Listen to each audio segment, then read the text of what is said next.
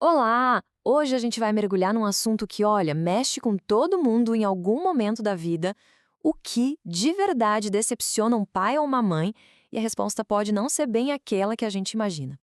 Bom, vamos começar pelo que parece óbvio, né?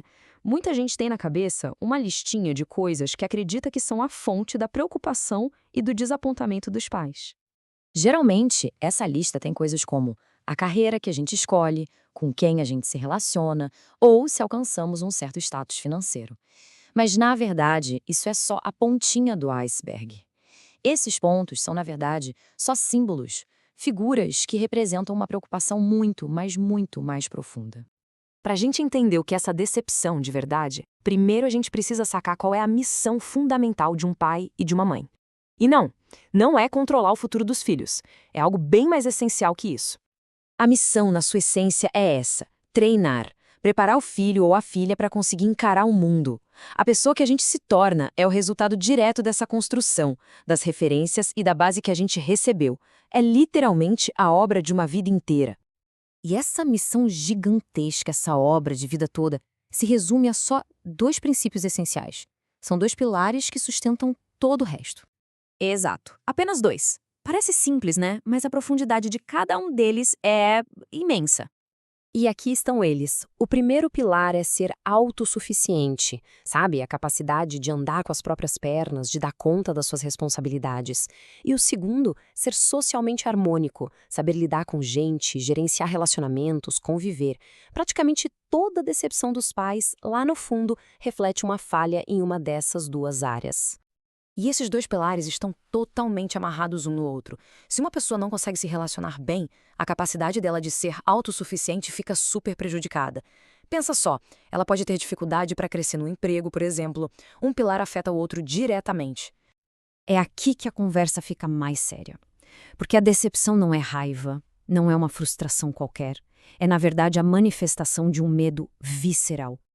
A fonte que a gente analisou coloca isso de uma forma muito poderosa. A verdadeira angústia não vem do comportamento do filho em si, mas sim de um sentimento de fracasso pessoal. É a dor de perceber que a sua obra mais importante, o filho, talvez não esteja pronto. A decepção, no fim das contas, é voltada para dentro. E isso nos leva a esta pergunta que é bem forte.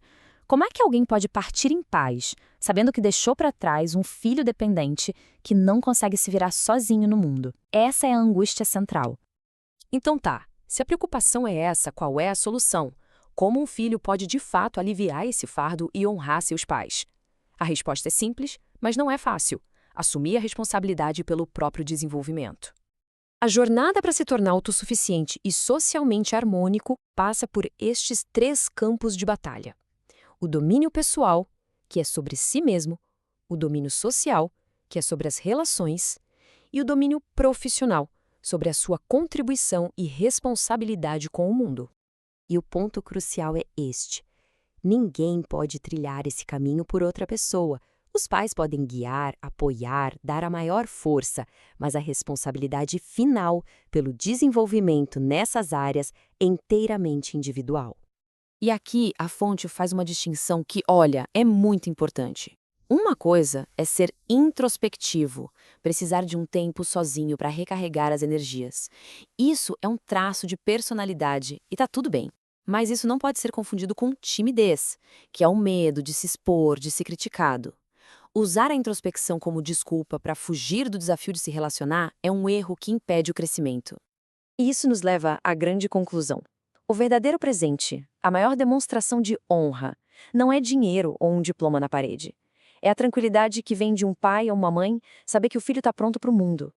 E o mais bonito é que não precisa nem ter chegado no destino final. Apenas ver que o filho está no caminho, que está se esforçando para ser autossuficiente, para aprender a lidar com as pessoas, isso já é o suficiente.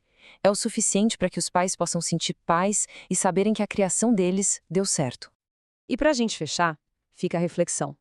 As nossas ações no dia a dia, a nossa busca por crescimento pessoal, profissional, social, elas estão contribuindo para construir a tranquilidade de quem nos colocou no mundo? Ou será que, sem querer, estão aumentando o peso da sua maior preocupação?